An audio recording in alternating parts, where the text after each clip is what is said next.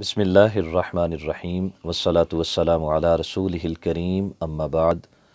محمدی اور مصطفی ہونے کی وجہ سے ایک مسلمان اللہ کے ہاں بہت زیادہ عزتوں کا حامل ہے۔ نیک اعمال ہر لمحہ انسان کی عزت میں اضافے کا باعث بنتے ہیں۔ بسا اوقات انسان سے اللہ کی نافرمانی بھی ہو جاتی ہے، برے عمل کا ارتکاب بھی کر بیٹھتا ہے، لیکن برے اعمال کی وجہ سے انسان کی عزت اور توقیر میں کمی واقع نہیں ہوتی۔ لیکن ایک عمل ایسا ہے کہ جس کے ارتکاب سے انسان اللہ کے ہاں بے توقیر ہو جاتا ہے، اللہ کے ہاں بے قدر ہو جاتا ہے، اور انسان کی عزت ذلت کے اندر تبدیل ہو جاتی ہے، اور انسان اللہ کی نظر سے گر جاتا ہے۔ وہ عمل انسان کا گالی دینا ہے۔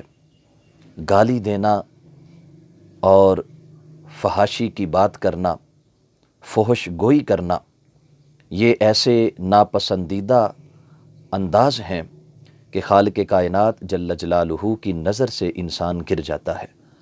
آپ اندازہ کریں کہ نظروں سے گرنا یہ کتنی بڑی سزا ہے، کہ یعنی انسان بالکل بے توقیر ہو جائے۔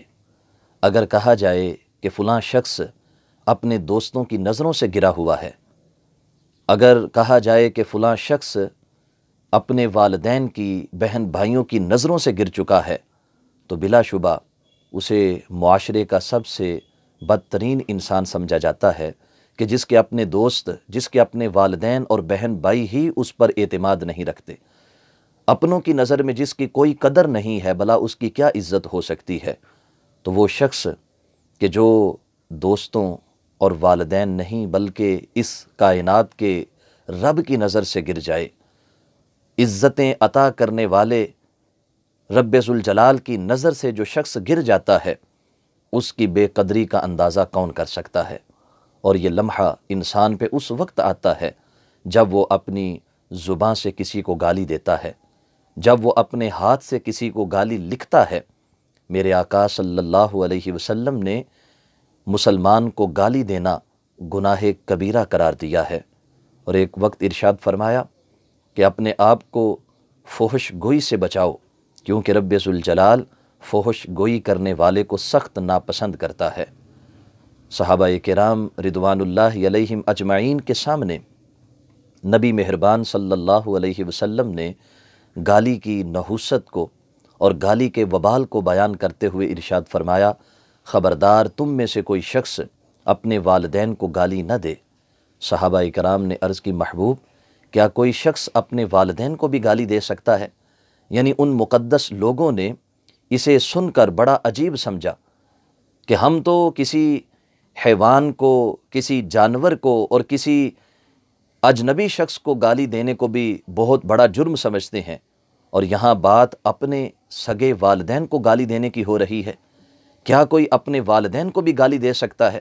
تو میرے آقا صلی اللہ علیہ وسلم نے ارشاد فرمایا کہ جب وہ کسی کے باپ کو گالی دے گا تو بدلے میں وہ اس کے باپ کو گالی دے گا، جب یہ کسی کی ماں کو گالی دے گا تو بدلے میں وہ اس کی ماں کو گالی دے گا۔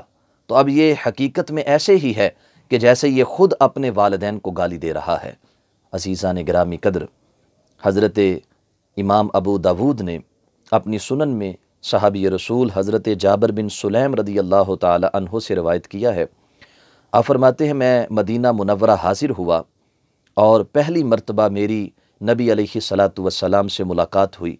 میں نے عرض کی، محبوب آپ مجھے نصیحت فرمائیے۔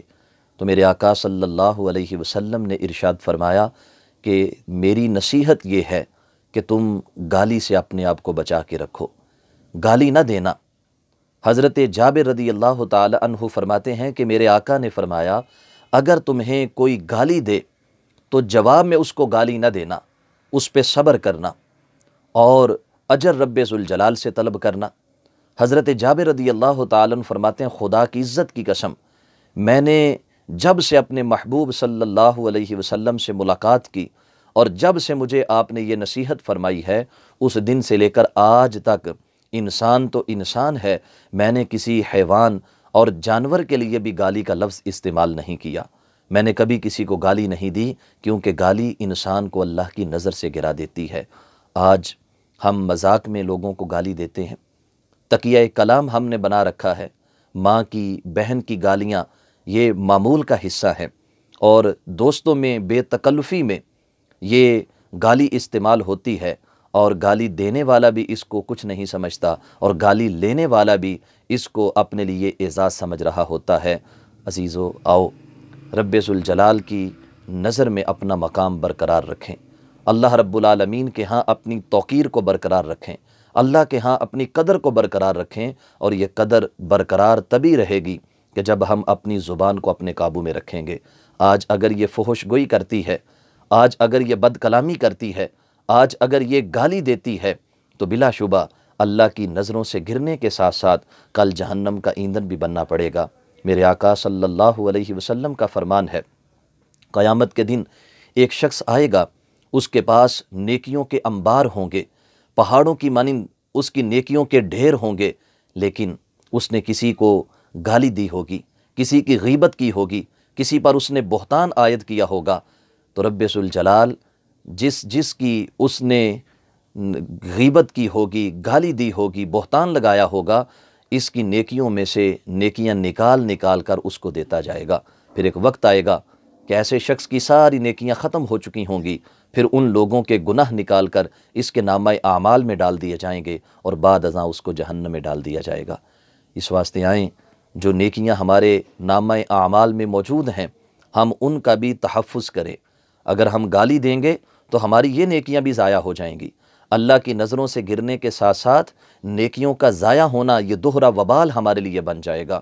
خالق کائنات جل جلالہ ہمیں ہمیشہ فحش گوئی سے، بد کلامی سے اور گالی گلوچ سے بچنے کی توفیق عطا فرمائے۔ وآخر دعوانا ان الحمد للہ رب العالمین۔